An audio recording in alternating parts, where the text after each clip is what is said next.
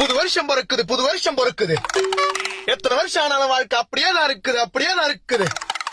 போன வருஷத்துல என்ன எவன் ஏமாத்துறான், இந்த வருஷத்துல அவனுக்கு கை கால் வழங்காம போவ.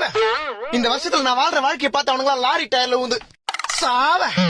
நானே சிங்கிளா இருக்கும் போது போன வருஷத்துல எவன் அவனுக்கு தனக்கு ஆள் இருக்குதுன்னு நட்டுக்குன்னு தெரிஞ்சானுங்களோ, இந்த வருஷத்துல அவனுக்கு காதல் புட்டுக்குன்னு போவ. யோ புடுபுடுப்புக்காரன் தானே நீ? ஏன் பார்த்தா அம்பானிக்கு அத்த பை மாதிரி தெரியுதா?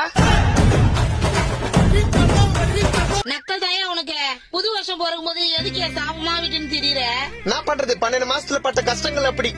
அப்படி என்ன பட்ட? சொல்றேன் கேளு. சொல்லு. வருஷம் ஆரம்பிக்கும் போது எல்லாரையும் நம்பு, ஆ, அப்பதான் வாழ்க்கையில வரும் தெம்புன்னு எவனோ ஜனவரி மாசத்துல ஜன்னி வந்தவன் எவனோ சொன்னான். அப்புறம் என்ன ஆச்சு? வருஷம் ஆரம்பத்துல நானும் எல்லாரையும் நம்பினேன்.